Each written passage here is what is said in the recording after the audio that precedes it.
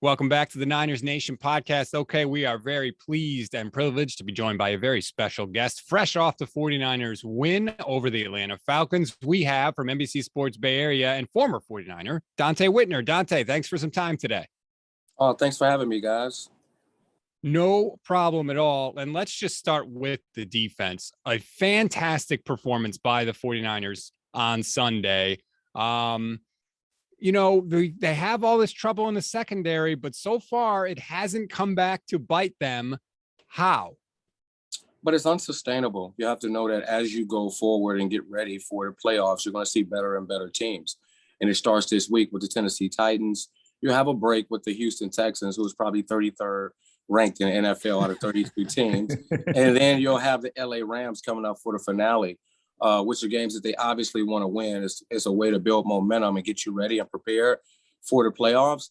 But as far as defense, they've been stopping the run with light boxes. And as you get into the playoffs, those teams are going to pound the rock, and it's going to be difficult to stop it with light boxes. So you're going to have to step up on the outside. They're going to have to put Donte Johnson out there. Ambry Thomas, he played a little bit better, but that's the weakness of the defense right now. It's the cornerback position. They've been playing a lot of cover two. Over the past 2 weeks, they played more snaps of cover two than the previous 12 games combined. So that does worry me on the outside. But the way that front four is playing, the way that Fred Warner and Alcides, he'll be back, and Greenlaw, you have to be excited about the way that the Niners defense is playing going into the playoffs.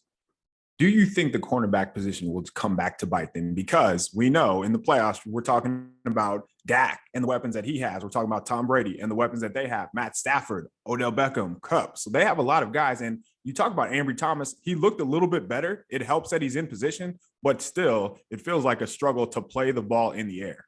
It is a struggle to play the ball in the air. And whenever the safeties give a look of single high, the quarterbacks are automatically alerting to Ambry Thomas' side or whoever is opposite Josh Norman.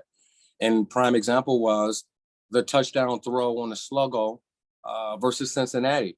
As soon as they saw those safeties creeping around those hashes and Tart looked like he was down, they went to a double move. He didn't look anywhere else. He looked directly to the cornerback position. Ambry Thomas, he'd been on the route, even though he had underneath coverage, and he gave up a touchdown. Yesterday, it was the same thing. Same route combination to Kyle Pitts, where he almost went up and intercepted the ball. So that shows me that he's getting better. He's not making the same mistakes, but he's still not ready. When you get into the playoffs, and you have to play man coverage, and you have to show it, or you have to play single high zone blitz, you need those corners to take the hard down and step up. So it does concern me with the cornerback position. That's the only thing that's concerning me right now is the cornerbacks. Is this something that Thomas can improve on with more experience, or is this something that's going to just be an issue for him? Well, it's a copycat league. And until you handle those routes in single high, man to man, you're going to continue to see him over and over and over. I think that this is something that he can build upon, something that he can take into the offseason once the season is over. But right now during the season, I don't know if it's something that he can do. The front four is his best friend. Bosa, and Arden Key, DJ Jones, those guys that are applying consistent pressure is the best friend of this secondary. But it all falls down on the shoulders of the defensive coordinator, D'Amico Ryans. And when I played for Vic Fangio, we had so many different variations. If we wanted to take your tight ends away, we knew how to take it away. And we would tell the players in the secondary, whether it's the nickel or the corners on the outside, you're going to have to make a few plays this game in hard coverage with no help. It's going to be similar moving forward. I think that the variations of cover two that they can play, and like I said yesterday on TV, my grandmother once told me, grandson, it's not about what you do, it's how you do it. They can disguise with the width and the depth perception of these safeties in the corners. You put them in 4 to 5 yard range.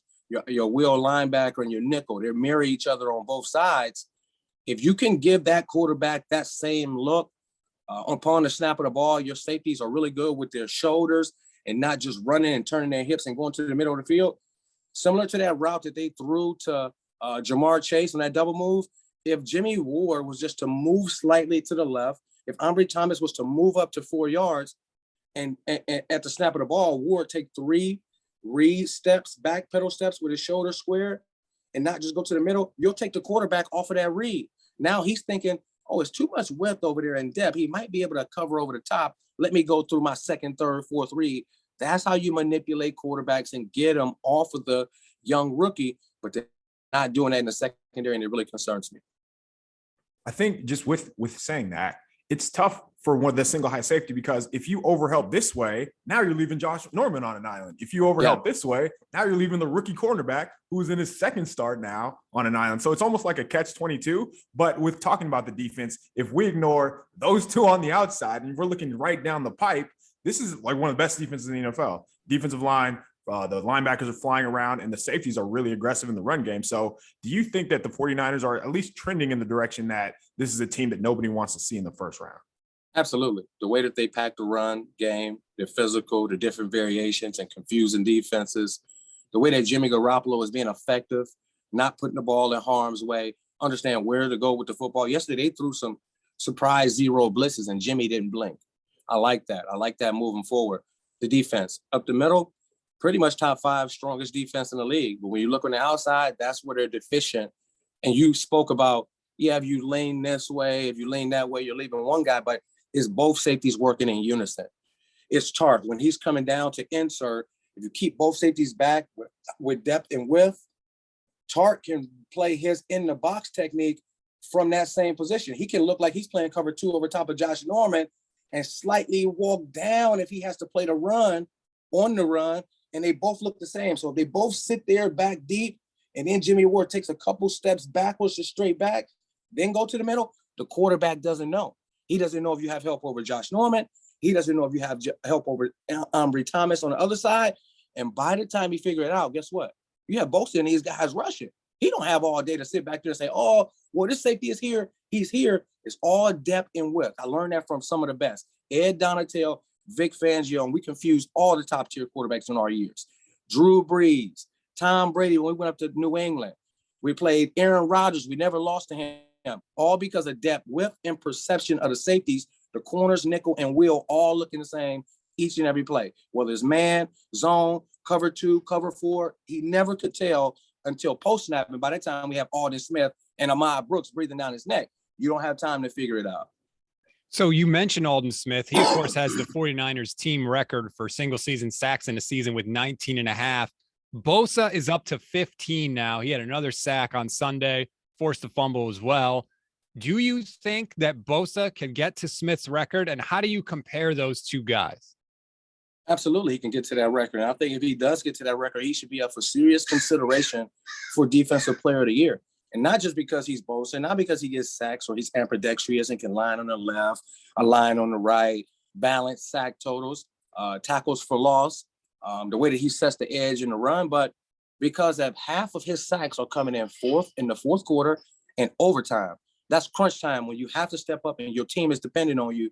He's a superstar that's been getting it done. So if Bosa reached that record, which is very doable, 4 games, he needs 5 sacks and 4 games to break all this record. I think that he can do that. And that's my Ohio State brother. I want him to break the record. I want him to win Defensive Player of the Year, Comeback Player of the Year, because he's definitely the catalyst for the way not only that the defensive line is playing, but the defense getting hot at the right moment.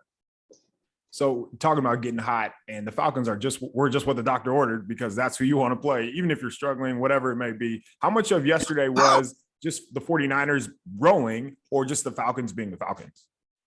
I think it was a little combination of both. I think that the 49ers took the field with the proper mindset. They understood that it was pretty much a playoff game. The percentages dropped drastically with a loss yesterday. And that's what it's going to take from here on out. It's going to take tremendous focus, doing the ordinary things at an extraordinary level, making sure that you communicate, focus, and do the simple things. Tackle, gang tackle, inside, outside, and with your rush. You're going to see some mobile quarterbacks coming down the stretch. If you get in the playoffs, you win a couple games, you could end up playing against Kyler Murray. It's going to be how you keep that quarterback in the pocket, your pre-snap looks, and then not turning the football over. One thing that I am concerned about is the special teams. We know that Cincinnati, they had 2 turnovers. They played a little bit better, but over the last 4 games, there's been too many mistakes on the special teams units, whether it's turnovers, whether it's bad decisions. Yesterday, like Hasty stepping out of bounds at the 9-yard line, Jeez, man. fumbling the football. Early in the season, you had Trent Cannon fumbling the football. You're giving up some big returns for touchdowns. Running the football, playing great defense, and special teams is going to take all 3 to get into the playoffs and not only get in, but to get hot at the right time, beat some really good teams. So the special teams unit has to step up as well. Yeah, I think they got covered up a couple of times. The Niners defense, we were just talking about Bosa. Bosa bails them out because Atlanta had taken over in great field position due to another bad punt and return. And yet the defense, just cleans everything up. So no one ends up talking about that after the game. But I want to actually flip over to the offense if I could. They had a graphic Sunday, that Deebo Samuel had gained around 26% of the 49ers total yards on offense. You talked about the defense being sustainable. Can the offense depend on Deebo to do so much the rest of the way? I think they can depend on Deebo. I think that they can depend on George Kittle, and these are guys that are battle tested. They've shown that they can do it. The only problem that you have with those two is they get nicked up here and there because of the way that they play the game. Deebo Samuel is on a historical run right now. He's about to really accomplish something that only two other players in the NFL history has accomplished, and that's Marshall Faulk and Roger Craig with 1,000 yards receiving, 5+ receiving touchdowns, 5+ rushing touchdowns. And he's a dynamic player. And it's not that he can just run the football, catch it, line in all these positions. It's about the fear that he puts into defenses and defenders. And I've never seen it like this as far as from a wide receiver goes. It sort of reminds me of Marshawn Lynch and the way that he would run the ball and the type of fear that he would instill in defenses. So I think it's sustainable. I think that you have to lean heavily on George Kittle, Elijah Mitchell, and Wilson in the running game, and Deebo Samuel. Ayuk is stepping up as well. So I don't think that as the playoffs near, you don't have to depend on him as much. You can spread it around and be balanced so that teams can't key in and situational football, third down, third and short, red zone, backed up. You don't really know who's getting the ball. So I think it is sustainable, but they're going to have to spread it around a little more. Yeah, it helps when, you have a guy like Kyle Shanahan calling plays and he's all that pre-snap motion, keeping defenses off balance. But the playoffs are what matters. And eventually teams are going to load the box and they're going to make number 10 throw the ball. How comfortable are you with that, knowing that that is going to happen? Like, no matter how you slice it, no matter who the playmakers are, number 10 is going to have to make plays for this team to win. Yesterday, he was very good. I think he had 50% of his passes went for first downs. That is the definition of efficiency, but it's not going to be against the Falcons every week. Yeah, it's not going to be against the Falcons every week. You're going to see some top-tier defense. You have Tampa Bay in the playoffs. You have Green Bay. Their defense is playing well. It's going to be difficult. And I think that everybody in the locker room knows, coaching staff, front office, players, they're only going to go as far as Jimmy takes them. There's going to come a point to where you're not going to be able to just run the ball. The variations and the eye candy, it's not going to work. You're going to have to depend on Jimmy to drop back, make the proper decisions, be decisive and confident in what he's seeing, and get the ball to his playmakers. I'm comfortable with that. Right now, 12.6 yards per completion, number 1 in the NFL. And it's not that he's just dropping back, throwing it over guys' heads. He's just getting it to his playmakers and allowing them to get the yards after the catch. I think that if they can keep that control game plan, if they can get somewhat of a smidge of the running game, I'm okay. And I'm comfortable with Jimmy Garoppolo handling. If you watch the last 2 of the last 3 games in fourth quarter and overtime, Jimmy's been phenomenal. He didn't flinch. He knew exactly where to go with the ball. There were some tight windows out there versus Cincinnati, and he didn't hold back. I like that gunslinger mentality from Garoppolo. And if he doesn't throw an interception, they're 7-0 right now. So as long as Jimmy doesn't throw the football over and throw it to the defense, I'm comfortable with him leading late in the playoffs. He's shown that he can do it this year. But don't you feel like some of his success depends on whether or not the defense catches the balls that he throws to them pretty much every single week?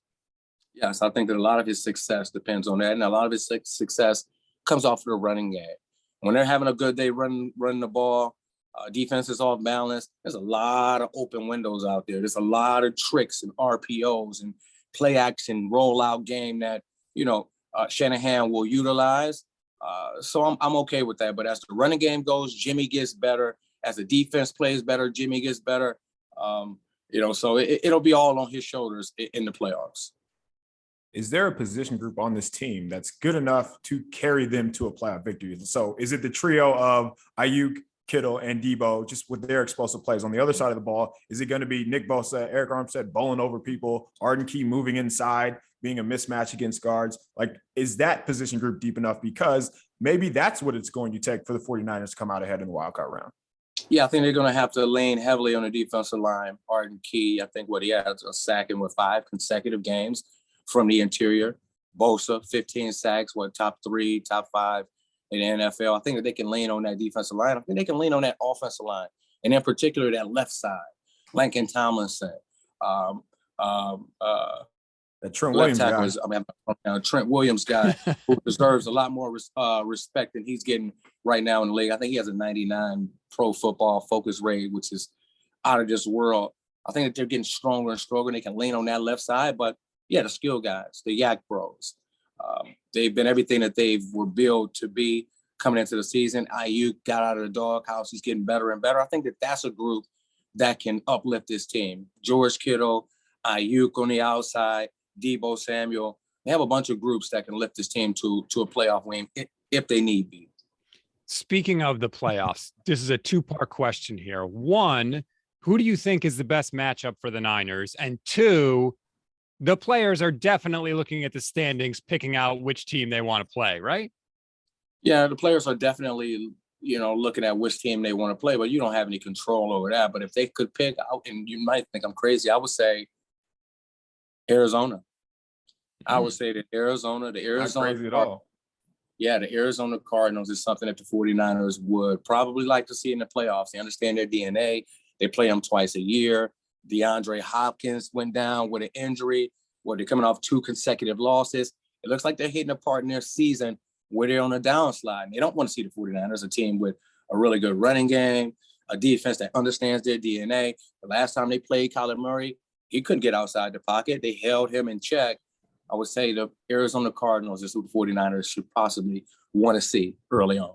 I've been saying that for a month, so I'm glad that you just confirmed my priors, because think about what Arizona does. Yes, even if DeAndre Hopkins is healthy, but they're one-dimensional. They roll the ball out, say, hey, Kyler, go do your thing, throw it to DeAndre Hopkins, run around, be a playmaker. That's not what hurts the 49ers. They're fast, and what hurts the 49ers is when that, like against the Bengals, when they have a guy over here and a guy over here. The Cowboys, a guy here. Tampa Bay, same thing. That's not what Arizona is. That's not who they are. And then their secondary, they just don't have the playmakers to be able to slow down what the 49ers have. So, yeah, I think that's a great matchup. And if they can get to Arizona, I don't know if you're a gambler, but I'm taking all my chips and pushing them in on the 49ers to get there. Yeah, I'm taking all my chips, pushing them in. I'm putting the house, the car. I'm putting everything on it. The 49ers are a team that a lot of playoff teams don't want to see right now. And you say, yes, unsustainable for what Arizona does. Rolling the ball out, throwing it a lot, putting so much on Kyler Murray's shoulders. What is playoff football? What is championship football? Running the football consistently, physical, at the point of attack, moving guys around. It's not turning the football over. It's packing the defense.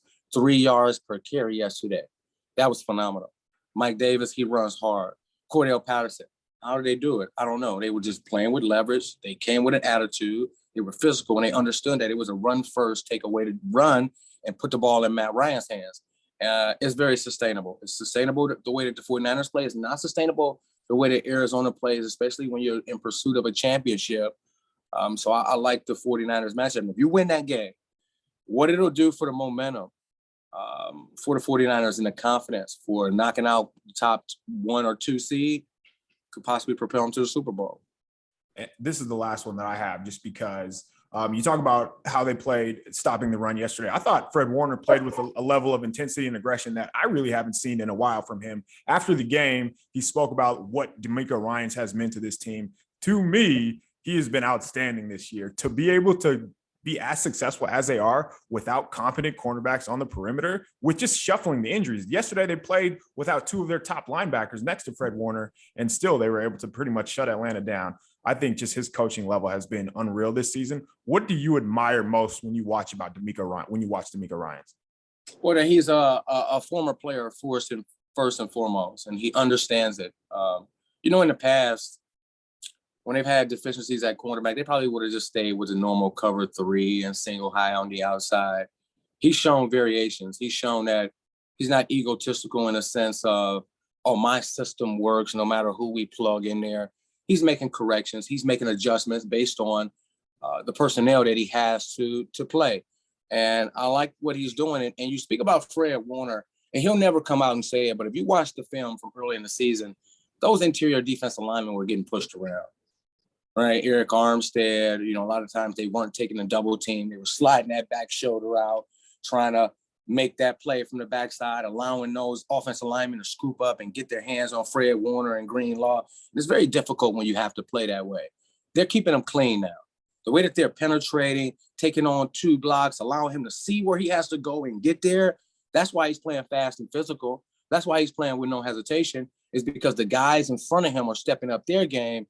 And as they keep him clean, he's going to continue to get better and better. And you're going to see all-pro Fred Warner. And he'll never come out and say it, oh, this is why I wasn't playing good, or this is why I didn't get clean reads. I can say it for him, and that's what the film was showing. But yesterday it showed an entirely different front group interior. And if they can continue to do that, you'll see Fred Warner flash around and make plays like we're accustomed to seeing. The 49ers appear to be peaking at the right time just before Christmas here. And speaking of, Donte, I got to tell you, I love the sweater you have on right now. It's very festive. It's like an elf kind of thing that you're rocking right now. That is outstanding. And I give you all the props in the world for that. Oh, thank you. But hold on. It's not just the top. It's the bottom, too. Look. Oh, my God. I'm a full. You're a full elf. I'm a full elf, man. We had Christmas is my favorite holiday. I like to be festive. I wore this to bed last night. I'm going to do KMBR today, so I'm going to wear this in the studio. I just need to find me an elf hat on the way in, and I'll be all good. There you go. KMBR, NBC Sports Bay Area. You're everywhere, Donte. We thank you so much for the time, and hopefully we can do it again soon. Oh, let's do it again soon, guys. You have a great day. Thanks for having me.